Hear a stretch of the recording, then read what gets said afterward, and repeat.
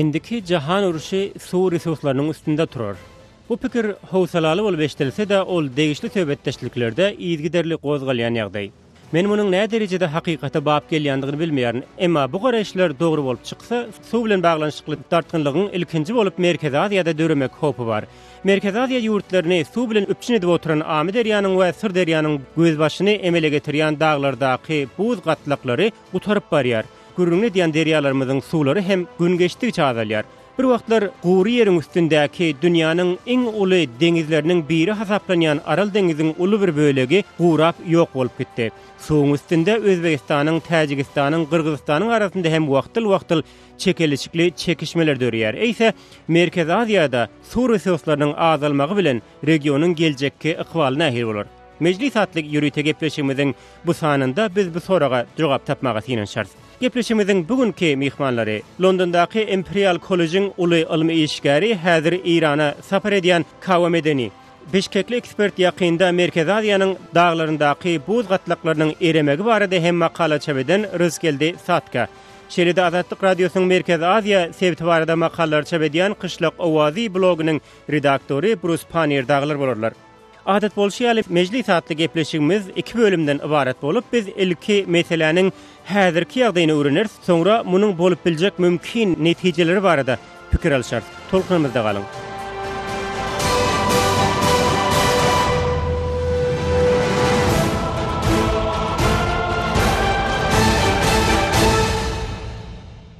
Hormatly mihmanlar, men häzirki gepleşigimize taýýarlyk görýän pursatym Merkezi Aziýa sebtindäki hususan da Gyrgyzstandaky buz gatlaklarynyň eräp barha gutaryp barýandygy barada käýerlerde howsalaly maglumatlara duş geldim. Gürrüňe diýen daglardaky buz gatlaklarymyz Amy derýany we Syr derýany suw bilen üpçün edip olaryň 2040-njy ýyla çelli doly eräp gutarmagynyň mümkindigi barada howatyrlanmalar bildirilýär. Jynap Satka ýa giriş bölümimizde hem siziň bu goýunça makalar çap edendiňizi aýdyp geçdim. Buz gatlaklarynyň eremegi öňden bäri dowam edip gelýän bir prosesmi ýa-da bu täze ýüze çykan özgerişmi? My understanding of the subject of climate change in Central Asia came about. Men kantor Altyn Goru barada seljeriş işlerini geçiremde Merkezi Aziýada klimatyň üýtgünmegi bilen bagly meseleler bilen has içkin gyzyklanyp başladym. Mundan soň men meseleni öwrenýän alymlar esasan klimatologlar bilen duşup olardan maglumat toplamaga başladym. Ýakynda Germaniýanyň geologiýa boýunça ilmi merkeziniň çap eden işinden ygtyşýaly Merkezi Aziýadaky Tian Shan naglary soňky 50 ýylyň içinde özüniň 27%-ni ýitiripdir. Ilmi işde bellenilýär 2050-nji ýyla çenli Tian Shan daglarynyň üstündäki buz gatlaklarynyň dol eräp gutarmagynyň howpy hem bar. Beýlek geçirilen ilmi işlerde de Merkezi Aziýa sebtinde klimatyň üýtgemeginiň hasýeti duýulýanlygyna üns çekilýär. Soňky 10 ýyllyklaryň dowamynda sebitde agyr ýagdaýlaryň döremegi gaty ihtimal. Amy derýanyň özbaşy we kon koridoruny suw akymynyň göz görteli peselenligi eýýäm ähli küçüğün aýan bir fakat. Klimatyň üýtgemeginiň Merkezi Aziýadaky netijelerini eýýämden görüp başladyk. Şu ýyly hem alyp göräýin, sebitde görülip eşdilmedik derejede ysy howa boldy. Kazakstanyň we Gyrgyzstanyň suw joşmalary döredi. And we saw some of the flooding situations here in Kazakhstan and in Kyrgyzstan. Kawa, siz hem bu meseleleri içkin izlerleýärsiňiz. Siz bu bolup geçýän üýtgeşmeleri diňe bir klimatyň üýtgemegi bilen düşündirip bilersiňizmi? That's an interesting and very controversial question, I would say. Bu juda gyzykly we şolar wagtda da ören jedelleşikli bir soraw. Ýakyn günler Merkezi Aziýa sebitlerine Kaliforniýada bolup geçýän ýagdaýlar ilmi damada köp jedelleri döredip gelýär. Bulara klimatyň üýtgemegi sebäp bolýarmy ýa-da tebigi resurslaryň ýalňyş ulanylmagy. Men şeýlede bu urda detally barlarlary geçiren alımlar häzirki ýagdaýlaryň sebäbini tebigi resurslaryň ýalňyş ulanylmagyna görýär. Merkezi Aziýadaky Irandaky we ýakyn günlerdaky ýagdaýlar belli bir derejede biri-birine meňdeş. Iranda we Merkezi Aziýa sebitinde ilaty suw bilen üpçün ederýaly ýeterlik resurslar bar, emma olaryň ulanyşy meselesinde kynçylyklar bar. Gurrüňe diýen ýurtlarymyzyň aglabasy ekrançylyga bil baglaýarlar. Egerde suw resurslary nätakik ulanylsa elbetde suw ýetmezçiligi dörer. eventually you face water shortage, and this is what we are seeing. Burus size Merkez Aziýada su meselelerini uzak wagtdan bäri izarlap gelýärsiňiz. Jynap Medeniň hem belläp geçişi ýaly su resurslarynyň ýalňyş planlaşdyrylmagy bilen baglanyşykly Merkez Aziýada nähili takyk misallary getirip bilersiňiz? Ultimately, I think you would have to say the greatest example of mismanagement of water in Central Asia is simply the Sebitde suwun ýalňys ulanylmagy barada gurrun edilende ilki bilen paxtanyň önümçiligi ýadyňa düşýär. Meni okudan professorlaryň biri paxta suwa juda tesnedir diýip belläp geçipdi. Paxta köp suwu talap edýär. Elbetde bu ýerle häkimetler üçin düşübentli bir önüm. Emma meniň professorum ýene-de paxta garyp biriniň önümüdür diýipdi. Hiç bir döwlet paxtany satyp baýap bilmedi. Meniň pikirimçe Merkez Aziýa ýurtları möhüm hasaplayan meselelerini täzeden seretmeli diýärin. Egerde bu regionyň ýurtlary ilatyň dok bolmagyny isleýän bolsalar, olar su resurslaryny netijeli bir görnüşde ekrançylyga göýbermeli.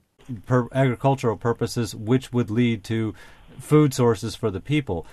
Biz klimatyň üýtgemeginiň Amy derýanyň we Sır derýanyň suwlaryna getirýän täsirleri sebitde suwuň ýalňyş ulanylşy barada gürrüň etdik. Emma gürrüň edýän ýagdaýlarymyzy, hususan da bu ýagdaýyň getirýän täsirini sanlarda beýan edip bolarmy? You see, that's the thing. Here in Central Asia, it depends on from state. Bilýäňizmi? Bu döwletiň berýän maglumatlaryna bagly bolýar. Kırgızistan bu meselede käbir sanlary hödürlýär. Emma häzir içenli Türkmenistan, Özbegistan, Täjikistan köp maglumatlary aýan etmeýärler. Sowet döwürler Merkez Aziýa sewtinde suwun ýagdaýy barada käbir işler alınıp barlypdy we anyk sanlar çykarylypdy. Emma Sowet Soýuzy darganynyň bäri ykdysady we beýleki käbir ýagdaýlar sebäpli beýle barlyklar geçirilmedi. Klimatyň üýtgemegi ören çylşyrmly bir mesele. Görnüşine göre Merkez Aziýa sewit üçin agyr günler garaşýar. Central Asia is on the verge of the greater challenges in the decades ahead. Merkez Aziýadaky su krizisi barada aýdylanda elbetde iň takyk misal Aral deňiziniň gurap galan bölegidir. Su krizisi sebitiň ýene haýsy budaklarynda hasiyeti duýulýar. Well, certainly, we mentioned, Riskilde mentioned the Fergana Valley at the start. Su meseleleri wagtynda dörep biljek tartkyny nokotlaryň ýeni biri hem Fergana jülgesidir. Biz şuňa meňzeş hususan da Täjik Kyrgyz serhedindäki wakalary eýýäm saýat bolduk. Sebitde özara dawalaşan kiçi toporlar birek-bireginiň su resurslarynyň öňüni böwetläp öz boluşly aralýardylar. Netijede bu jemgyýetleriň arasynda gadaply çaknysyklar hem ýüze çykdy. Gelecekde bu ýagdaýlaryň has uly derejede döwletleriň arasynda hem ýüze çykyp başlamagy mümkin. Bu juda howply ýagdaý. Egerde kiçi jemgyýetler su üstünde basalyp baş bermäge taýýar bolsalar, tutuş döwlet derejesinde munyň elhens netijeleri bolmagy mümkin. Gara seniň nebitin gazyň bolup biler, emma suwuň bolmasa onda galan hiç dadyň ähmiýeti ýok. Gold, whatever, but ultimately at the end of the day, if you don't have water, you don't have anything. Gaderly dinleýijiler, gepleşigimiziň şu ýerinde gysgaça ara kesme alyp söhbetimizi biraz soňra ýene dowam etdireriz.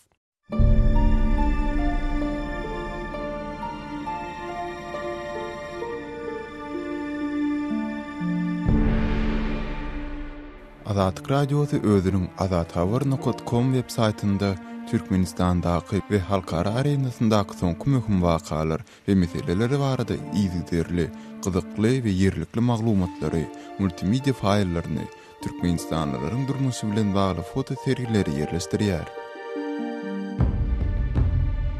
Eýsem azathabar.com Türkmenistanda petikli ahirin. Türkmenistanlylar oňa girip bilen oňa. Türkmenistandaky dinleýijilerimiz Sayfon 3 proxy sistemi arkaly azathabar.com saýtyna hiç il bökdünsiz girip, onun hyzmatlaryndan dogry peýdalanyp bilerler. Sayfon 3 onu näde ulanmaly, onu nerden satyn almaly?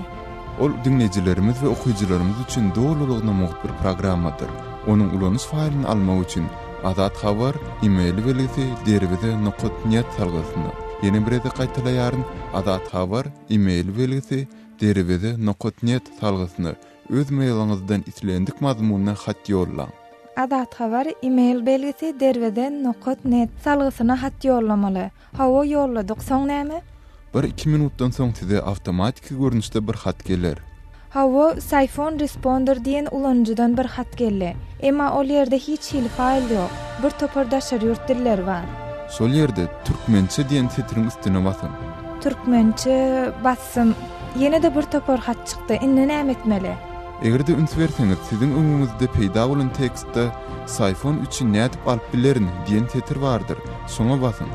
Siphon üçin nädip alyp bilerin. Hawa bastım. Inni näme? Indi bolsa ilkinji tetirde peýda bolan Windows XP Vista 7 diyen ýazga basın. Size ulanış faýly kompýuteriňize ýüklemek hödür ediler. Windows XP Vista 7 diyen setre bastım. Hawa täze bir aýna açyldy. Hödür edilen faýly kompýuterime ýüklemelimi? Owa kompýuteriňiziň islendik ýerine ýükle. Siphon 3.exe atly faýl peýda boldy. Owa indi şol faýlyň üstüne bassaňyz, Azatlyk radiosynyň sahypasyna hiç il bökdünsiz girip bilersiňiz. Egerde kosmaça soraglaryňyz bar bolsa, biziň hat, e-mail berse azatradio.org adresimize ýazyp bilersiňiz.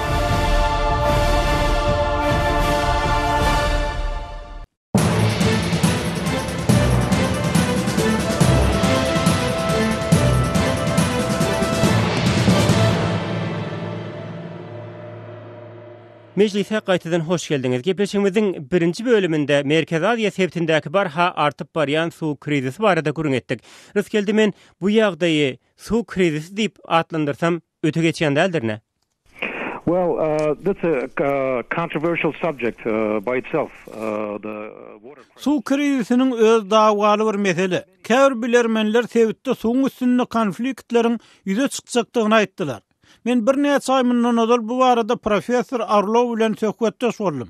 Ol maňa Siriýanyň başdan geçiren gazykly tejribesini görüň berdi. Bellep geçsek, Siriýada hem suw meseleleri bardy. Ýani bir ýus suw meseleleri sebäpli döwletleriň arasynda çaknyşyklaryň ýüze çykmagynyň mümkinligini aýtdy. Emma professor Arlov bu hil tejribeleriň juda seýrek duş gelýändigini bellädi. Ol suw konfliktleriniň has köp ýurtlaryň öz içinde dörejekdigini saklaýar. Suw meseleler sebäpli ýurtlaryň öz içindäki adamlar bir ýerden beýleki ýerlere göçerler. Guroklyk sebäpli ejir çekýän müňlerçe, 10 müňlerçe adam şäherlere göçmäge mezur bolar. Käbir alimlaryň pikirine görä, munyň netijesinde ýurduň öz içinde konfliktler döräp başlar. Umumy sebäp barada aýdylanyna ýurtlar aglaba suwun paýlanşy bilen gumra bolarlar. Şol bir wagtda Odalky Aral deňiziniň töwereklaryna uly bir gurokçulugyň bolmagy mümkin. Munyň netijesinde ýagdaýlar her türlü ugur boýunça özgerip bilerler. The water shortage issues. And from then on, I guess all kinds of scenarios are possible. Bruce, siz ýaňy söhbetimiziň birinji böleginde döwletleriň arasyndaky suw konfliktleri barada gürün etdiňiz. Bilişimiz ýaly häzir suw sebäpli Özbegistanyň we Täjikistanyň arasyndaky gatnaşyklar dartgynly bolmany galýar. Hatda Özbegistan Täjikistanyň bent proýektlerine garşy çykyp kähalatlarda Özbegistanyň üstünden geçýän otly gatnawyny bökdüýär. Bu urdaky ýagdaýlar gelecekde nähili özgerip biler? That's going to depend a lot on who you ask. Uzbek President Islam Karimov was the one who said just a few years ago that... Bu soruň jogaby onu kime berýändigine bagly bolar. Mundan bir näçe ýyl ozal Özbekistanyň prezidenti Islam Karimow çykyş edip, suw meseleleri sebäpli regionda konfliktleriň döremeginiň mümkindigini duýdurupdy. Özbekistan, Täjikistanda we Kyrgyzstanda gözüňde tutulýan islendik hidrostansiýa proýektlerine garşy çykyp gelýär. Taşkent bularyň netijesinde özüne yaramaz täsirin ýetjekdigine aýdýar. Sol bir wagtda suw meselesi sebetiň nebit we gaz çykan günmatyr sebetlerinde has ýer we ýit duýulur. Netijede gurokçulukdan ejir çekýän energiýa resurslaryna baý ýurtlar Täjikistan we Kyrgyzstan ýaly deýişlilikdäki kiçik ýurtlary batyş edip, has köp suw resurslaryny göwermeklerini talap edip bilerler. Kyrgyzstan maliýe serişdeleriniň ýetmezçilik edýändigi sebäpli ähli suw howdanlaryny, hidrostansiýalaryny saklap, şol bir wagtda suwuň has köp akymyny üpçün edip bilmejekdigini hem duýdurupdy. Men geljekde problemalaryň dörejekdigini çaklaýaryn. Bu esasan suwuň nähili ulanyljakdygyna bagly bolar. I can see where this is going to be a problem in the future. It depends on how it's managed. Menin özüm hem inçem ýyl mundan ozal bu mesele dogrusunda bir iş alyp barapdym. Şonda men makalamda Awganystanyň hem bu ýagdaýa goşulýanlygy sebäpli suw krizisiniň barha çylşyrmylaşykdygyny görkezek bolupdym. Şol pursat men Awganystan bilen Merkezi Aziýa ýurtlarynyň arasynda soňky ýyllaryň dowamında suw resurslaryny paýlaşmak baradaky hiç bir ulalaşygy duşmadym. Şeýle suw ulalaşygynyň iň soňkysy Sowet Soýuzy bilen Awganystanyň arasynda baglanyşylypdyr. Awganystan häziri çelli içerki konflikt sebäpli özüniň suw resurslaryny doly derejede peýdalanyp bilmän gelýärdi. Egerde ýagdaýlar özgerse, kadalyşyp başlasa Awganystanyň özüniň ekrançylyk hajatlary üçin has köp suw ulanyp başlamagy mümkin. Onsuz hem suw meseleleri sebäpli regiondaky gatnaşyklar dartgynly bolmany galýar. Şeýle ýagdaýlarda Awganystanyň hem bu prosese goşulmagy mundan beýlek nähili ýagdaýlaryň tölemegine sebäp bolup biler. So I just want to comment a little bit on the war issue and conflict before. Egerde taryha nazar aýlasak, edilmeň özüme iki ýurduň diňe suw damarlary sebäpli özara urşanlygyna duşmadym. Ýöne suw urş üçin gowy bahana ýa-da goňşuňa haýwat atmak üçin gowy gural bolup bilýär. Men klimatyň üýtgemegi sebäpli uly uruşlaryň turýany baradaky garaýşy gollamaýan. Ýöne hawa klimatyň üýtgemegi köp sanly agyr sosial kynçylyklary döredýär. Munyň netijesinde ýagdaýlardan juda närazy adamlar ortaga çykýar. Olar islam döwleti toparyna hem goşulyp bilerler. Eline ýara alyp adamlary hem atyp bilerler. Emma bu gönümel klimatyň üýtgemegi bilen bagly bolman, onuň netijesinde dören ýagdaýlar sebäpli ýüze çykýar. Men öz garaýşymy ýene bir gezek nytap geçesim gelýär. Merkezi Aziýa sebitinde umuman suwun gyçylygy ýokdy, onuň el ýeterligi wagtynda gyçylyk bar. Muny hem häkimet başyndakylar çözmeli. Emma sebitin ýurtlaryna bar bolan syýasy we ykdysady meseleler göz öňünde tutulanda, men suwa ýeterlik ünsüň berilejekdigini çaklamaýarym. Netijede suw bilen bagly ýagdaýlar yaramazlaşmaga dowam eder. Bu uruşa getirmese-de ulu sosial betbaçylyk alyp barar. Uruş bolup biler, emma diňe bir suw üstüne däl. Suw konfliktiň bir bölegi bolar. Regiona azyk, suw we energiýa krizisi bar. Bu geljekde uly helakçyligi döredip biler. Together, and if we consider these three together, we would have a real human crisis in this region. Hawa siz çözgütler barada söz açdyňyz. Bu ýerde käbir ýurtlaryň çözgüdüň tersine hereket edýändigini hem görse bolýar. Misal üçin Türkmenistan Garagumyň içinde emeli köl gurýar. Ony suw bilen öpçün etmek üçin Ahmet Derýadan başga çeşme ýok. Görüşüňiz ýaly bu çözgüde däl de tam ters bir ugura gönükdirlen ädim ýaly bolup eşdilýär. Burus siz nähili çözgütleri görýärsiňiz? If there was more rational use of the water and certainly more cooperation regionally. Mening pikirimçe egerde suwa has ykjam ulanmagy we regional hyzmatdaşlygy ýoly goýup bolsa, bu nähili hem bolsa meseleleriň çözgüdi bolup bilerdi. Ýene bir gezek bellap geçsem, paxtany ýetişdirmek meselesine hem täzeden garap, oňa has möhüm ugurlary kesitläp bolardy. To something that's more beneficial to human beings, then that would at least be a good start. Çözgüt üçin Merkezi Aziýa liderleriniň bir ýere ýygnanyşyp bu meselede özara alalaşyga gelmegi mümkinmi? Ýagny şeýle bir mümkinçilik görýäňizmi? Rızkeldi bu soraga siz jogap berýäňiz. I'm not that positive on that. Because of the nature of the Merkezi Aziýanyň rejimleri göz öňünde tutulanyny men munyň durmuşa geçjekdigini çaklamaýaryn. Soňky 20 ýylyň içinde sebitdäki döwletleriň arasynda uly hyzmatdaşlyk ýola goýulmady. Egerde özara hyzmatdaşlyk bolmasa, onu adatdan nasar döreýän ýagdaýlara çözgüt nähil tapylsyn. Ýöne biz öňümüzdäki 10 ýyllyklarda dörep biljek helakçylykly ýagdaýlar bardy görüň etdik. Belki oňa çenlik hökümetler çalyşyp, täze häkimetler mesele başgaça çemeleşip başlarlar. Emma häzir bu urda alınıp barlayan tagallalar juda çäkli bolmagyna galýar. Who would be able to take the issue and do something about it. But at the moment it's not much. Kawa, sizin goşmakçylaryňyz barmy? Just to be positive, history shows that the cases of Men oňaýly bir pikir bilen jemlätim gelýär. Taryhda suw meseleleri wagtynda konfliktlerden alalaşyklar has köp. Özara hyzmatdaşlyk mesele üçin gowy çözüt bolup bilerdi. Ýöne esasy zat degişli ýurtlaryň özleri suw syýasatyna, ekrançylyk puwdugyny täzeden teredip, onun has netijeli ulanylmagyny gazanjak bolmaly. Men pikirimçe esasy edilmeli iş bu, senatlaşmaly. Ekrançylyk puwdugyna berilýän ünsü azaldyp, has köp senagata ýykyn etmeli. Is necessary for these countries because they have to understand that they cannot irrigate forever. Düýbe Londonda yerleşýän Imperial College'ın alym eşgäri Jynap Kawa Medeni meclise gatnaşyp beren maglumatlaryňyz üçin köp sag bolun. Adatlyk radiosynyň Merkezi Aziýa boýunça jurnalisti we Kışlak Owazy blogynyň redaktory Bruce Panier şeýle-de Bişkekde suw meseleleri boýunça iş alyp barýan jurnalist Rıskelde Satka size hem programmada gatnaşyp beren maglumatlaryňyz üçin minnetdarlygymy bildiresim gelýär. Hormatly dinleýijiler, wagt tapyp programmamyzy dinleýäniňiz üçin sag bolun. Şeýle-de programma we programmada gurrun edilen temalar barada pikirdir, belliklerinizi hem garaşýar.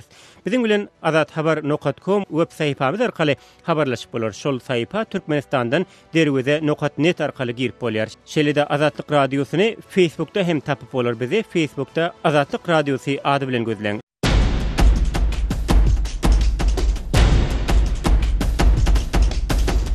Azatlyk radiosynyň Azatlyk TV bölümi indi YouTube internet saytynda hem işläp başlady.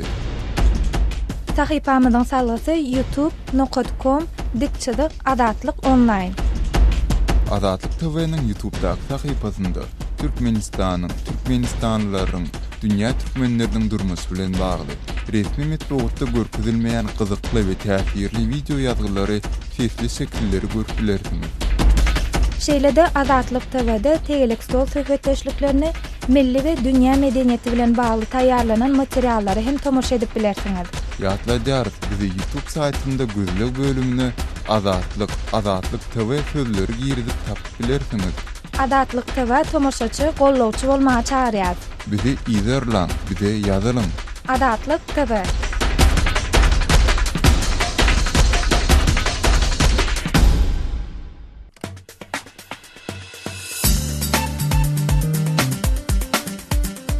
Hormatly radio dinleyijiler, Azatlyk radiosu bilen telefon arkaly habarlaşmak isteseňiz biziň Moskvadaky telefon nomerimize jaň edin. Nomerimiz 7-926-236-04-55. Jaň edeniňizde size awtomatik görnüşde gyýsy bildiriş eşitiriler. Ondan soň siz öz meseleňizi ma'lum edip bilersiňiz. Size jaň etmegimizi isteseňiz hökman öz telefon nomeriňizi aýdyň. Biz gyýsy wagtda siz bilen habarlaşarys. Azatlyk radiosynyň telefon nomeri 7-926-236-04-55. Şu nomere SMS hem ýollap bolýar. Azatlyk radiosy siziň jaňlaryňyza garaşýar.